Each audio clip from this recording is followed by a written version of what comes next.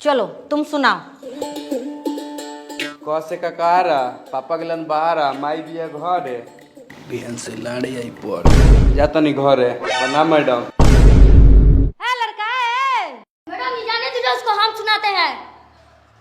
ठीक है सुनाओ। क से कबूतर हगिले तो फाट जाला चूतर। प्रणाम मैडम जी। ये हमारा डंडा किधर है रे? चल उठो ता।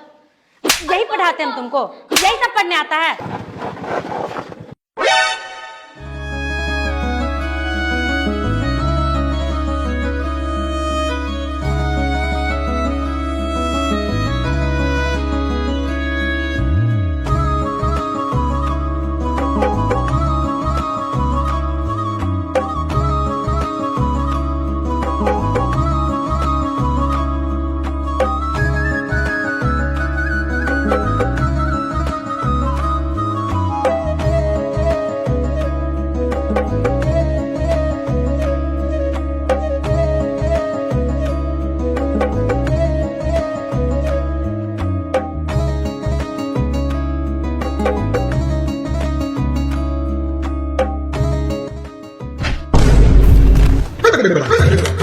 अरे तोरा देखाई नहीं के 20 रोड पर गाड़ी चलावई तरे।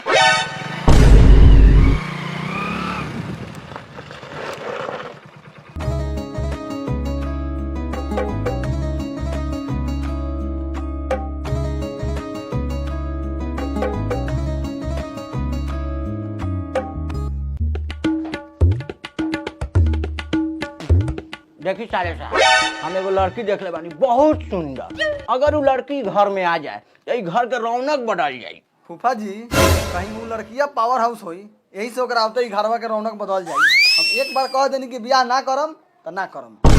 काहे रे काहे ना करबी? कोनो से प्यार व्यार करी इसका? हाँ करी ले। केकरा से रे?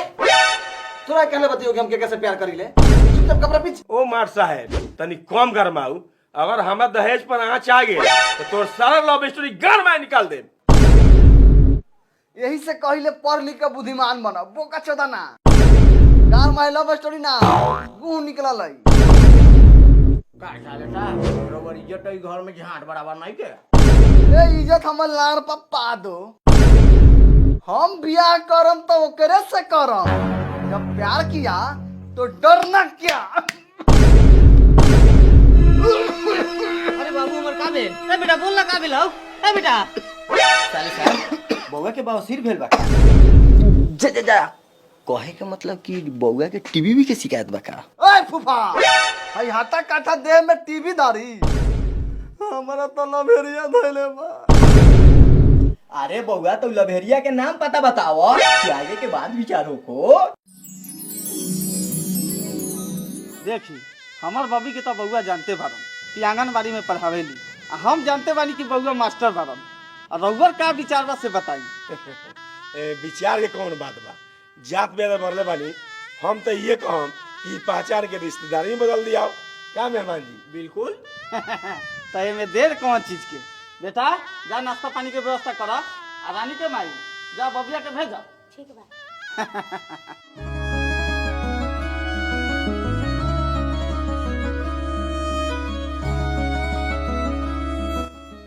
बबी तैयारी हो गई लू? हाँ हो गई नी। चला जल्दी।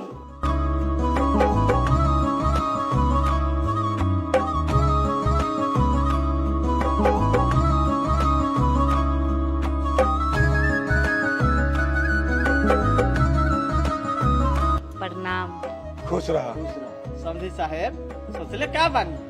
पसंद बा? हाँ हाँ पसंद बा। अच्छा अच्छा बबी के अंदर ले जा। प्रणाम।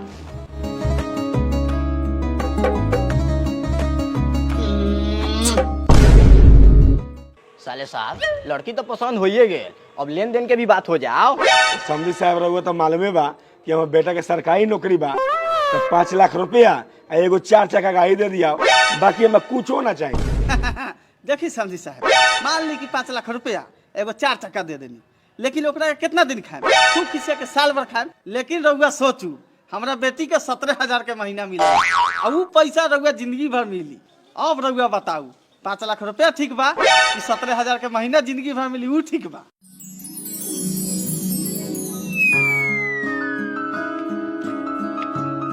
बाबूजी हाईली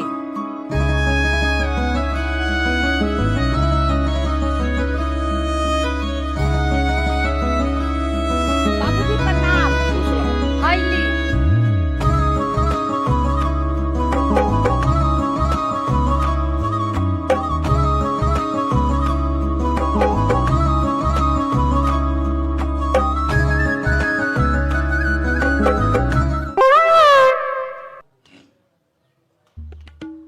पापा ओ पापा पापा हो क्या बोल बा? कुछ हो ना समझी साहब रिश्ता फाइनल समझू। मंगलम भगवान विष्णु मंगलम गुरुवत्तवज मंगलम कुंडली काक्षा मंगलाय तनोहरि।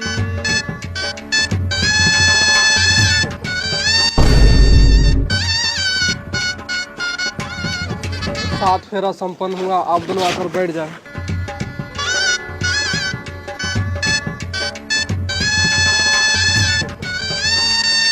समझी साहब बबिया के अभी 17,000 की तनख्वाह मिलेला। कुछ दिन के बाद 4-5 हजार बढ़ी की ना। ए महाराज रउआ साल भर रुक जाओ, सीधा 17,000 से 37,000 मिली। ठीक बा जजमान तो वो लोग जाल जाओ यहाँ से, सिंदूर परे जाता है। बबी सिंदूर परो।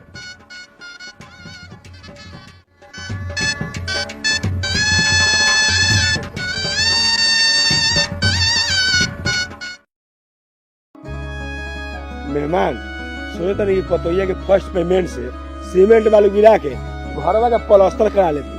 अरे में सोचे के का बा, रउआ तो दोनों हाथ में लड्डू बा। घर का अब तो जमीन जाता सब किनाई। ए छोरी ताना जल्दी अंदावा तारा तू मानी तोए पर चढ़ जाई का पतो क्या होते अगर आगे छितरा गेल बारू छितराई ना नौकरी वाला नु पतो मिलल बा पैसा दी कमा के पैसा और वे पैसा से कान में के नाक में के गोर में के पायल खरीदम ला ला जल्दी बबी मोबाइल बाद में देखिए उठा पहले खा ला बड़ा पसंद से दाल भात अंडा तर ले बनी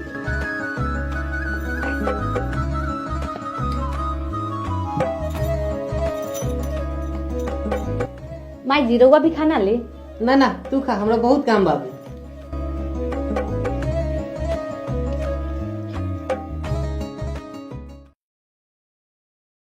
ए जल्दी खाना निकाल, कॉलेज जाए के बा। 10 का 10 जगह खाना निकाल के दियो का जो मौगी खाई तो ओमे खा लिए जब से शादी भेल बा तब से तू बहुत ऐंठ के बोलत तारे। तनी कायदा में रह कि बियाह होतो तो फायदा में रहबे, नहीं तो 4 गो कुर्सी दे के अब विदा कर देबे।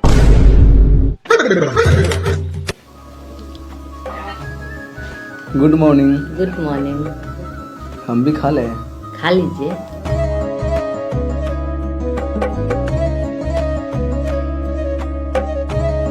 ओ मारता है और खाना उन्हें निकाल के धले बनी चलो यही में खा ले हम तो का हो जाए। आज ना तो बिहान साथ ही खाई के बा। क्या मैंने चुपचाप घर बाहर। हम तो बहरबे करम लेकिन रउआ हुआ जाके खाऊ न तो वही लगम छड़ुआवे साला खाली नाम के हम मास्टर बानी, लेकिन घर में झाट बराबर इज्जत नहीं। बट बहू तू खा आराम से। ए महाराज रघु एक पैसा के टेंशन ना ली, आज काल में उन पतो के पैसा आए वाला बा, रघु मुंह पर मार दे। का हो बनाती चा, जब से नौकरी वाला पतोहली आल बड़ा तब से कभी ईटा कभी बालू गिरवावत रह। तो तू हो कॉले खगड़ा ना ढोए के पड़ताऊ, गैस पर आइस करिए का मेहमान। इधर 12,000 रुपया। 12,000 और क्या करे 300 रुपया के शर्ट और 400 रुपया के पैंट और 300 रुपया खा गिनी। अच्छा सुन बबू ओकर तनखा ना लइए का तो जाके पूछ ना। बहू जी मम्मी जी। कहे करला खा कि तोहर आंगनबाड़ी के पैसा आ गेल। हाँ मम्मी जी आ गए, लेकिन हम अपना पापा के दे दिलिए, ट्रैक्टर के लोन भरे के रहले। अरे ये क्या हुआ, बालू और ईंटा तक गिर गया, लेकिन पार्ट 2 के लिए इंतजार कीजिए, गिट्टी और सीमेंट कहाँ से गिरेगा। धन्यवाद।